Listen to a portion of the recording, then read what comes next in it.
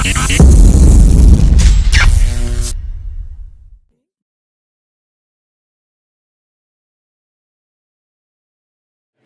ladies and gentlemen, please put your hands together for Miss Angela Roux.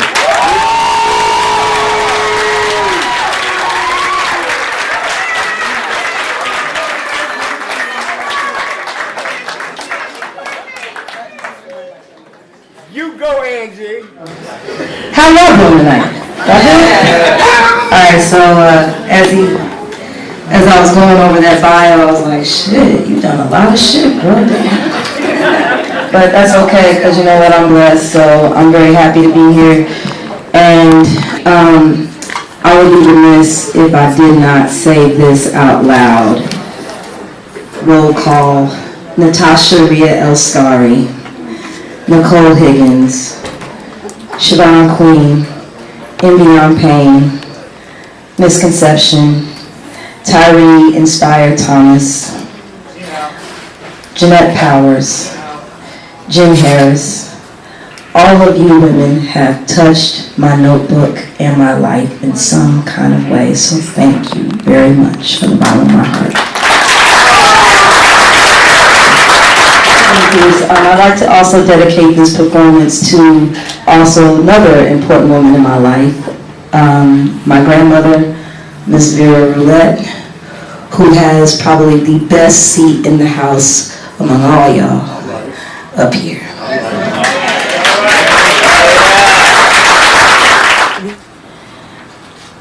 I have ugly feet, which have traveled many miles in aimless directions. Sometimes the earth is smooth under the arc of each step, other times jagged and unforgiving. But each step I move forward to the destination that lies ahead. Deterred by many a detour, day tripping away through mountains and valleys, admiring each towering peak, lamenting each epic fall. My soles get tougher, calloused and cracked, battle-worn from the trek, remnants of nail polish serving as a reminder of silly vanity past. Yet, I still saunter about like some crazed dancer with ethereal grace, knowing full well it is an unsteady trudge digging hideous metatarsals into dirt. I look at these ugly feet, examining the deep lines, and it begins to trace a map, leading back to a woman who loved fiercely.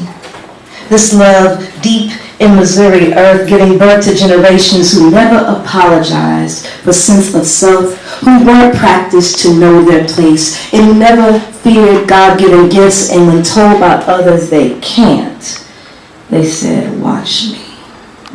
Grandma Vera, I look at my feet, and I see the pits of your earth nestled in these lines. It provides me fortification, rooted in a heritage that is deep and beautiful. Your earth, never letting me stray too far from who I am. And if my journey ever takes me to an unfamiliar place, I need only look down at these ugly feet, covered in gorgeous earth, to remind me of home. Yeah. I'd like to call the drummer to the stage, himself and just him off. Beautiful time.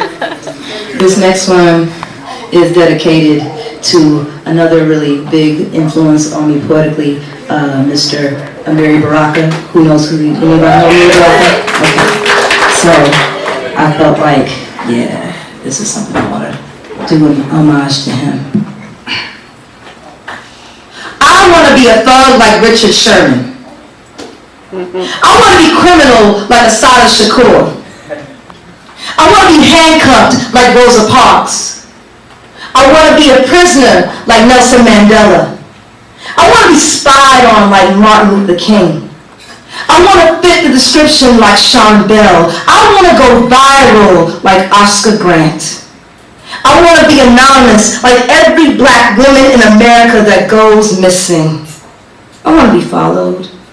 I want to be stopped and frisked. I want to be told it's not about race. I want to be feared I want to be pacified. I want to be objectified. I want to be misappropriated. I want to be passed over, and I want to be, I want to be your welfare case. I want to be your doormat. I want to be your shuck and jive. I want to be your jigaboo fantasy. I want to be your porch monkey. I want to be your affirmative action quota. I want to be referred to as girlfriend, honey, child on my job.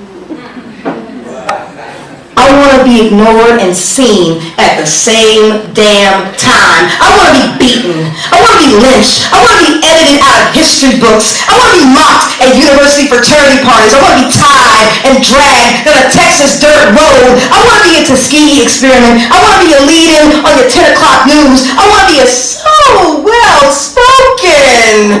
I want to be muzzled. I want to scream. I want to cry. I want to shake my head because I want it to make sense. I want it to make sense. I want it to make sense. It doesn't make sense, does it?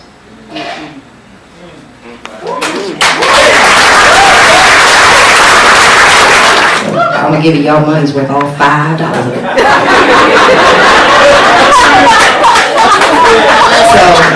But for those who know me outside of poetry, I'm a really huge sports fan. I've been a long-suffering Chiefs fan for a good part of my life. But before that, I was a long-suffering Royals fan for most of my life.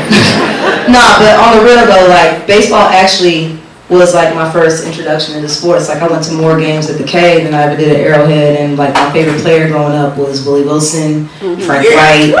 You know, those were my people. So like, I remember that being a very little kid. So I never had a chance to write a sports poem though before. So I was actually inspired one day to write a poem about a very interesting person who I actually thought was a hero of mine once. So we're gonna get into this. Take me out to the ball game. Take me out with the crowd. Buy me some peanuts and Cracker Jacks. I don't care if I ever get back.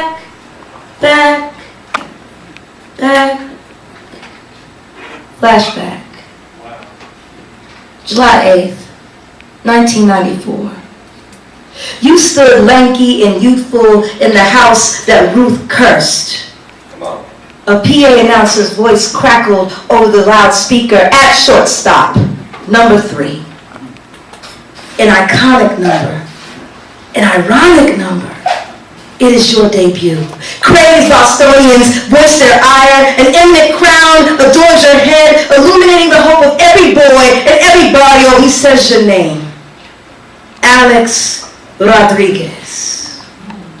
Before the flashing lights, before the whispers, before the press conferences, before the 275 million reasons to sell your souls dug into the Fenway earth. Nervous, yet assured.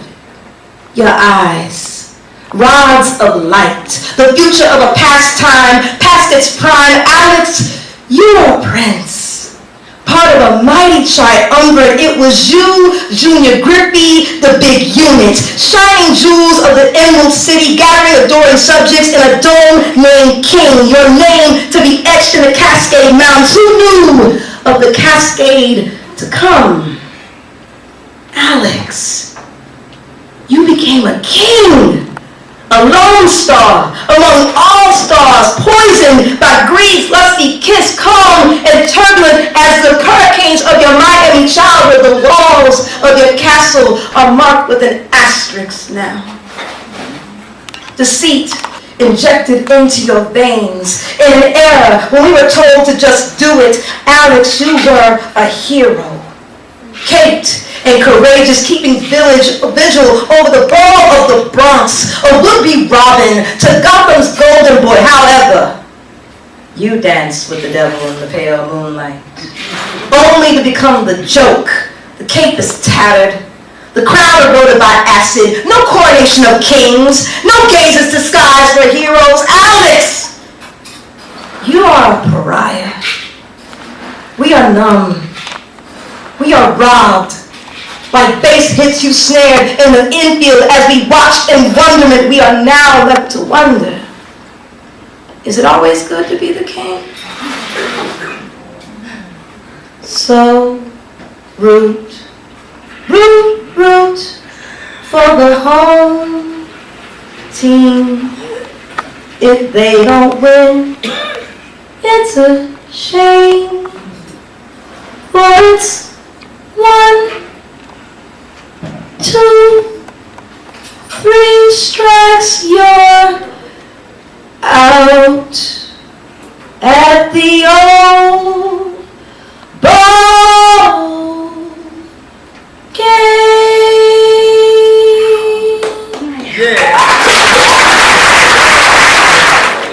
I would be remiss if I didn't get up here as a poet and do my job and get to the obligatory love poems, which is quite hilarious this week.